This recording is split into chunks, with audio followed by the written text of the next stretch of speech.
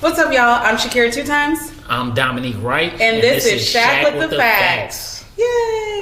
What's up, y'all? Shakira 2 times reporting live. Stay tuned. We're close like a fam. You could call us a tribe. I'm the queen of the pack. What's up, y'all? It's your girl Shakira 2 times, and this is Shak With the Facts, a mini show designed to uplift and highlight Black, brown, and small businesses. Now, on today's episode, I am super excited to be sitting with a boss with a story, y'all. This gentleman was introduced to me through the incomparable Nancy Corsa, so I already knew that I was going to be in the presence of a legend. But the little bit of time we've spent together has been really great. I've learned a lot, and I am feeling inspired. So without further ado, I want to introduce you to the CEO and founder of Procommerce Solutions, Dominique Wright. I feel like this is going to be a very educational segment because when it comes to money and when it comes to commerce, I am looking for a solution. So I'm very excited to have you here. Tell us a little bit about yourself and your business. As you said, my name is Dominique Wright. I'm 34 years old, and I started this business about 2 years ago. I started this business originally. The idea was an ATM company. To put ATMs in businesses. Okay. And just on that journey of launching that business, I discovered this business model from somebody that was teaching this business on Instagram, like one of those like masterclass guru type of. Okay, so you clicked the link and it worked. No. Okay. It was a scam like most of those coaches and influencers. But the business model was real. It was a real thing, and it was much more complex than what he was pitching.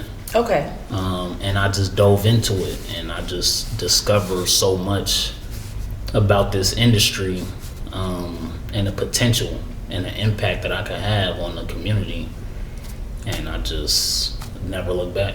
So tell us a little bit more about the industry, because you said you started off with an ATM company, and now what all does your business and the industry you're in entail? So the basic service is credit card processing.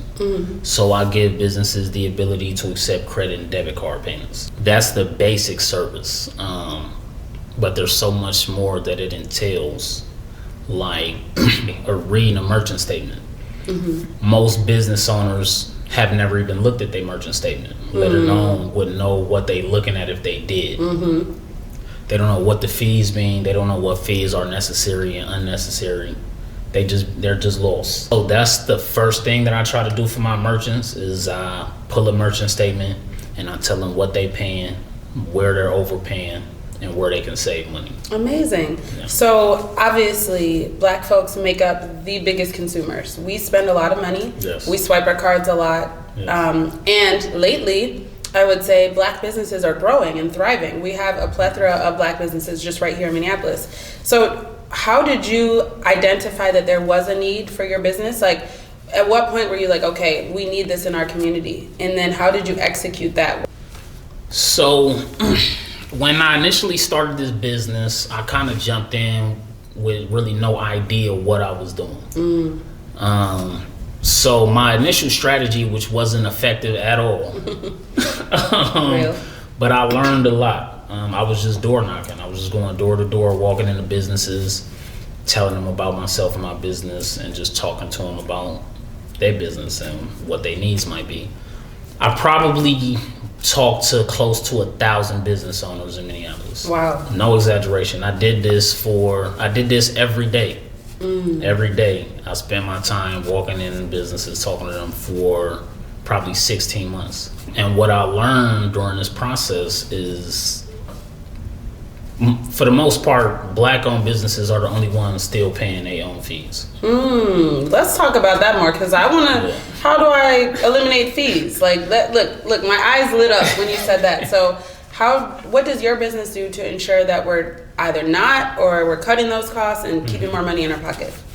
So it doesn't always make sense to pass fees to the consumer. That's not always going to benefit your business, and it's my job to identify that. Although it's more lucrative for myself for you to pass your fees, it's not always the best move for my clients. Okay, that's real. So if I also reduce rates. So there's a number called the effective rate. This is the range where your fees shouldn't exceed this. This is like the industry standard. And it's between 2 and 3%. Okay. If you're paying anything over 2 to 3% of your revenue in fees, you're overpaying. Got you. Okay. So what is the ideal candidate? Let's say that I'm opening up a bakery business and I'm doing great, but my sales don't seem to be where I'd like them to be, or I feel like I'm spending more than I'm earning. What solution would you solve? So if I came to you, wanted to do a consultation, wanted to hire you, what could you take away to make my job easier? Or what could you add to my job to make it easier? I would need to know what your monthly revenue would be. Okay. And that's where I would start my consultation. Got it. Because that's a big indicator of like what we could do for your business. Because if you're a smaller merchant doing maybe $5,000 a month in transactions, passing your fees isn't really going to save you a lot of money. That's real. So these are for the bigger businesses that might be bringing in enough revenue to where this makes sense. I tend to look for business doing $10K or more a month. Yes. Okay. Yes. Manifesting that. And obviously, the higher the sales, the more impactful this is going to be. Okay, that makes sense. Yeah. So outside of your business, you also mentor the youth. You teach financial literacy classes. What point in your life made you realize the importance of money and made you realize that you want to teach others how to spend it and how to save it? It all started with a book. What was the book? Rich Dad, Poor Dad. Great book. Yeah. Great book. Yeah. Yes. Clock that. Clock it. Clock it. Yes. So yeah, that book literally changed my life. I never really had any real goals or aspirations for myself, really, until I read this book. I just remember thinking like, I can't believe like this is the type of information that's in these books. It like rewired my brain, like created new pathways or something. Wow. And I just became obsessed with finance and business. I spent the next probably 3 or 4 years just reading, just consuming everything that I could. I listen to a lot of podcasts, and you hear stories all the time about how like one book changed the trajectory of somebody's life. But I'm not sure if I've met anybody in person who can actually attest to that and say that and mean it. So that's really dope. Obviously, you said you got obsessed with finance, and your business is all about helping us, because you mentioned we're some of the only, if not the only, community of business owners who are basically losing money, right?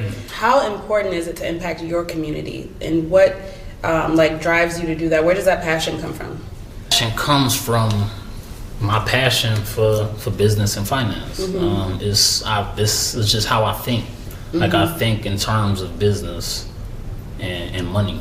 The same thing that it did for me, I feel like it can do it for our youth and the rest of our people. Yeah, and I know you mentioned that you do mentor the youth, and you go to schools and you talk to folks about financial literacy. Obviously, you spent years and years reading, but did you go to college? What background do you have in financial literacy to be able to get up in front of the youth and talk to them about it? So I don't have any formal or professional accolades or education. Okay. I'm self-taught. Okay. I mentioned that I spent several years just consuming knowledge and information on business and finance. I was actually on an extended vacation during that time. Oh, where were you? I was in Stillwater. You ever been? I've never been, but I know what's in Stillwater. Stillwater, Minnesota. You were either at the casino or at the jail. Which one? Yeah, I was at the jail. I was at Stillwater prison. Spent about 7 to 8 years. Okay, so you were incarcerated for 8 years. That's when you stumbled across Rich Dad, Poor Dad, right? Yeah. And once you read that book, you kind of just changed your trajectory. You started reading a bunch of books. Yeah. When you were incarcerated, when you were sitting there in Stillwater in jail, what plans were going through your mind? Because I know these books were motivating you. The day I get out, I'm hitting the ground running. What plans did you have for yourself at that time? So my first big idea was like very complex. It never got off the ground. Yet. It's not. That was a bad idea. Okay. I know real, now. real. I know now that it never had no chance at success. Real. The more you learn about this stuff, the more clarity you have. But I had a full binder full of business ideas. Wow. Yeah. Everything that you could think. I had them all planned out. The first thing I wanted to do was like a car lot. I wanted to sell cars, but then I wanted to give back to the community.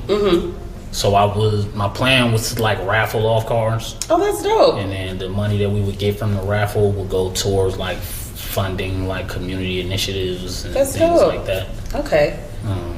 But like I said, that never got off the ground. I could see that. Like, it gives like the premise of a really dope Tubi movie. So if you're watching this, he does some acting too, modeling. You mentioned that. Yeah. Okay, so I want to ask you this: you were born and raised on the North Side.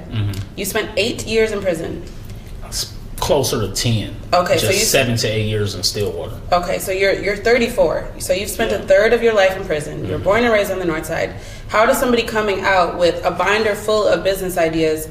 How do you get in the right rooms and find the right people to even pitch these things to? Because you just spent the last 10 years of your life behind bars. Where do you start? You just got to start. One thing that I do know about life is if you start it and you put in the work, everything else is going to fall into place. Period. The people you need, the resources you need, the money you need, everything's going to fall into place. You just got to keep going. I like that. That's nice. You can put that on a t-shirt. That's an Instagram quote. But break it down for us. There might be a young man or woman watching this right now, right? That feels like they are at ground zero, starting from the scratch. What is like the first step in starting a business when you are truly starting from scratch? Well, the first step is like filing for your LLC. Like go get an LLC, go get a bank account, a business bank account.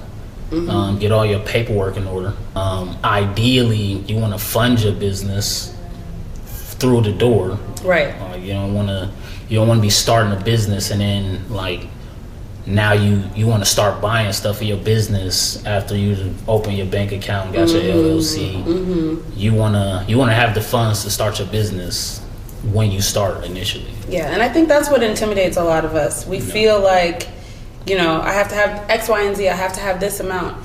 So with you having a background in, just from all the research and all the knowledge that you've acquired in financial literacy, what would you say to somebody who's starting off and like has done the LLC, has gotten all their paperwork together, but the money is funny? What is some good advice you would give somebody, who wants to do things the right way? The best advice that I would give somebody is to make sure you have a viable business before you start filing paperwork and investing money. Okay. So you have to really believe in yourself and your plan. Yeah. So you mentioned that your business has been around for 2 years. So it's it's in that toddler phase, but you seem to be doing a really great job. Yeah. Do you have any ideas of expanding or opening other businesses? Since you have that whole binder, I know you have some other great ideas in there. I have a lot. I have endless, infinite ideas. Okay. I don't run out. But yes, I do have plans to expand Procommerce solutions. But I'm gonna build on my brand. So it won't be like starting any new businesses separate from this one. It'll be like branching off. Okay, amazing. So like I'm gonna start teaching people. Like I'm gonna start teaching minorities how to do with kids financial literacy in general. Okay, how do you explain that to an 8-year-old? I start with vocabulary. That's the first thing I start with, because vocabulary gives us a greater capacity to understand. So what's one of the first words you would teach? We'll pretend I'm 8, okay? What is, you come into my class and I want to go to recess, I don't care about this. What is one of the first things you would say to an 8-year-old to grab their attention and then, teach them financial literacy? I would teach them money, what it is, what it's for. I would teach them saving, budgeting, and those is like the 3 base words. Okay. And then we'll get into things like debt, taxes. The words that give me the heebie-jeebies. No. Okay. So for somebody like yourself, who I assume is financially savvy, you know how to budget, you know how to save, Outside of your business, do you have a 9-to-5, or do you pour everything into your business? I do community outreach with Mad Dads. Oh, amazing. My dad used to work with Mad Dads back in the day. And then I sit on the board of a nonprofit, It Takes a Village Minnesota, as their CFO. Our director is a wonderful lady by the name of Dianca Conley Rush. That sounds like just like a powerhouse. Like, I need to meet her. She's a great woman. Amazing. She does a lot, and she's a real genuine soul. So I write and manage the budgets. I do all the accounting work, and then I facilitate classes. That's as amazing. A financial literacy instructor. Amazing. So you really take pride in pouring back into the community. I could ask you questions all day, but I think that I would be doing a disservice if we did not touch on the fact that you are sitting here 2 years into your business. You seem to be very successful. You seem to be in all the right rooms and be very actively serving your community. But you spent 10 years incarcerated. You have a really dope story, especially 4 years ago when you got out and you were trying to do the groundwork for your business. What kept you going? You gotta have the right people around you. Community. Gotta have the right people around you. But would you say because a lot of people switch up. 10 years is a long time. So do you feel like you kept the same village the whole time from start to finish? For the most part, yeah. Okay, that's a blessing. Interestingly enough, one of the biggest influences on me that was able to keep me going when things got tough, which they did get tough a lot, was one of my brothers from prison. Amazing. Talk to him every day. I love that. Been out 4 years, I talk to him every day. Amazing. So have y'all talked yet today? That's what was That was him called? Oh, see, I would have stopped the interview if I would have known. Okay. You were in longer than you've been out so far. How do you stay grounded and balanced and keep going? Do you ever feel what do you do when you wake up and maybe you don't have the motivation, or you are feeling hopeless, or you are feeling like you're in a dark place? How do you come out of that? I'll go to the gym. Amazing. See, we all think I need to go to the gym. So for the most part, it's been easy acclimating because you do have a village. It has not been easy. Okay. Things got hard. My sister, I cannot understate how much the support that I've gotten from my sister has meant for me and what it's done for me. Yeah. So you guys are really close? We're very close. Amazing. And she's a business owner as well? She is. She is the owner of Claude by Davier. She's a nail tech. Amazing. And she also has her own line of nail supplies. Oh, amazing. That's very dope. So 2 completely different businesses, but still very dope nonetheless. Yeah. Okay. So thank you for that. So what is a piece of advice you would give a young person who might be watching this, who recently got out and they want to start a business? Don't quit. Now, what is your favorite thing about being a business owner? Freedom. That's real. But, okay. Do you feel full freedom though, or does it? You do. Okay. I mean, in my industry, I feel freedom. I know a lot of business owners might not feel that because they have to be probably in a shop or something like that, or. But me, my business is literally, I can run my business from my phone and my laptop. My business is literally just talking to people. Yeah, same. Who's your favorite client to work with and why? My favorite client to work with will be people who love what they're doing. People who love what they're doing, they just tend to be easier to work with. Of course. They're more open-minded. They're more growth-oriented. So those are the type of people I like to work with. Now, when you sign a contract with a business, how does it work? Do they agree to use your services for a year at a time? Is it a few months? Do you do a trial run? So I don't do contracts. Oh, period. I don't lock anyone into a contract. I do month to month. Okay. So if at any point one of my clients is unhappy with me, they can switch. Okay, amazing. No penalties, no fees. Amazing. So what's the catch? Because this sounds real, I'm not at the $10,000 mark, but if I was, I would sign up immediately. The only thing that I would say might be a catch, which I don't necessarily think it's a catch, but some business owners don't necessarily like it, is passing the fees to their consumers. Got it. Some businesses don't want to pass their fees to their consumers. I got a client right now. We scheduled to open up pretty soon. I'm saving them $3,500 a month. Amazing. In swipe fees. Amazing. Right.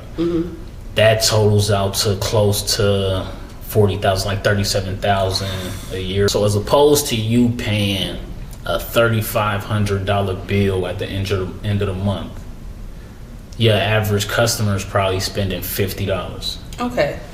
They're gonna pay 3.5% convenience fee on that $50. And the truth of the matter is, as a consumer, if you want something, you're going to buy it regardless when your mind is already set on it. So to me, that makes sense. And then in the current like economy with all the like gig jobs like Uber Eats, and consumers aren't really thinking about fees. That's real. My daughter buys DoorDash twice a day. Dang, on whose dollar? Yours? On mine. Yikes. Yikes. And it'd be triple what you would pay if you walked into the store. She do got a job, but that don't stop her from dad. Period. I love that for her. No, that's very true. We live in an age where consumers aren't reading the fine print, and if they are, they're still going to hit submit. They're still going to make the payment. So it makes sense. That purchase. Your average customer spending $50, they're probably paying an extra $1.50 on their purchase, and that saves you $3,500 a month. Wow. So you mentioned your clients, and I know when I recently saw you at Black Business Enterprises White Gala, and you announced that you just closed on a very big client that's going to be launching next year. Can you talk to us a little bit more about that for a Shak With the Facts exclusive? Yeah. So this is the first time I'm saying this publicly. Exclusive. But I just partnered with River City Tavern. Amazing. Formerly known as the 200. Okay. They got new owners. They bought them out. They completely renovated the building. I don't know if they wanted to they put a lot of money into renovations. So amazing. The building is basically brand new. And when is it opening officially? We're scheduled to open January 1st. Okay.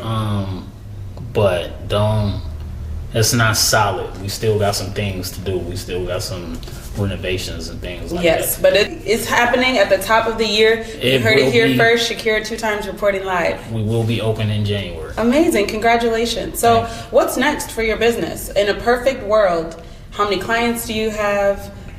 What does expansion look like when it comes to teaching community members about financial literacy? How do you picture your dream day to day? So what's next is we will be going nationwide. Amazing. We'll be attending some BBE events. Yes. In some different states. Taking this outside of Minnesota. Amazing. And hopefully pretty soon internationally. Here in Minnesota, it's just me. Okay. I have some pretty large or pretty significant partnerships with some very large companies all over the country, and they're pretty much just processing companies, and that's how I'm able to offer my clients so much, because of my partnerships with all of these different processors. I definitely want to ask you more personally about partnerships when it comes to business, because I think that's a lot of the groundwork that entrepreneurs skip, or they either are intimidated by because they don't know where to start and finding partnerships. So quickly, if you had to just give somebody one word of advice for like pitching your business or finding partnerships, what has made that process easy for you? Google. Really? Yeah. So give me an example. What do you mean? You got to give us a little more than that. Like, you just Google and say, who would like to partner with, I mean, it all starts with Google. Just get on Google. I mean, I guess they got Chat GPT now. True. But just start doing your research. Now, I can't lie, Dominique. You make this whole business ownership sound very easy. You make it sound easy, seamless, simple, which is a good thing, because hopefully somebody can watch this and be like, damn, I can do that. Like, this is possible. But I do want to ask you, what has been the biggest challenge that you have been able to overcome in just entrepreneurship as a whole? Garnering trust in the community. And how do you garner trust in the community? Especially with us. When you talk to Black folks about money, either our ears perk up or we're like, so yeah, how do you have those tough conversations, and how do you garner trust? By having integrity, for one. You have to have integrity, a good reputation. Everywhere that you go, on the job and off the job. Relationships. You have to value relationships and nurture relationships.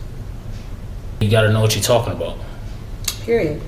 All right, well, that's that. That's a perfect way to close that out. So now we have a segment that's called Facts or Cap. I'm going to say a few facts that are pertaining to either things we talked about in this interview, your business, or just financial literacy as a whole. And you have to tell me if you think it's facts or cap. And you're more than welcome to elaborate if you want to, okay? All right, so first question. Recently, I was listening to a podcast and I heard Joel Santana get on a mic on a national stage, because it's a huge podcast, and say that it is more important for kids to know financial literacy than it is for kids to know how to read. In your opinion, is that facts or cap? That's cap. Thank you. I'm so glad you said that. I definitely would have been side-eyeing you. And what made me ask you that first is because you literally mentioned in the beginning of the interview that when you teach kids about financial literacy, you literally start with vocabulary. So you can't have financial literacy without reading. Period. Okay, I'm glad you answered that correctly. Facts or cap? Starting an LLC and getting your business off the ground is trickier with a criminal record. That's cap. That's cap. That's cap. So you didn't really run into any issues at all? No, not one. Wow. Well, that's great. That's good. So if you're watching this and you're worried about that, that's good to hear. Facts or cap? It is crucial that the younger generation be up to date and know and be well versed with financial literacy, or else there's going to be some issues when they become adults. They will be poor forever. Ooh. I could confidently say 90% of us will be living paycheck to paycheck forever without financial literacy. You can't save your way into financial freedom. I know that's a term that everybody loves nowadays, financial freedom. You can't save your way to financial freedom. Facts or cap? Procommerce Solutions is going to be international in the next 2 years. Facts. Facts or cap? This is kind of a long one. I think that a lot of folks are discouraged from doing things that involve money right now because the economy is so bad. Folks are living paycheck to paycheck more than ever.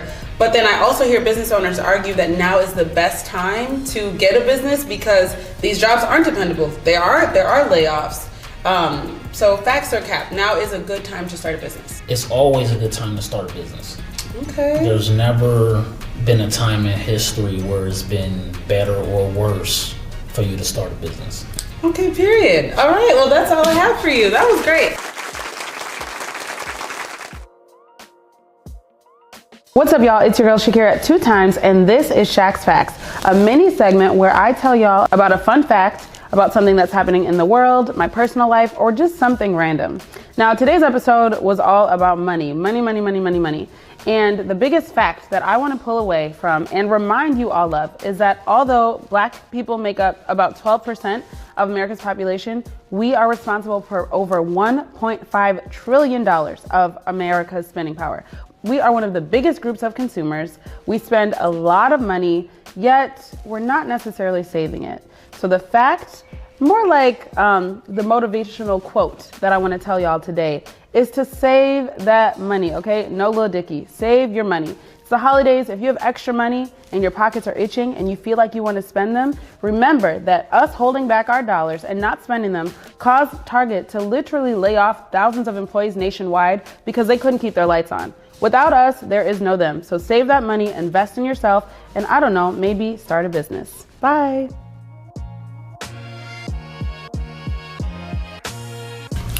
I'm Dominique Wright, founder and CEO of Procommerce Solutions, and you can find us at www.procommercesolution.com. Follow us on Instagram at Procommerce Solutions, Facebook at Procommerce Solutions.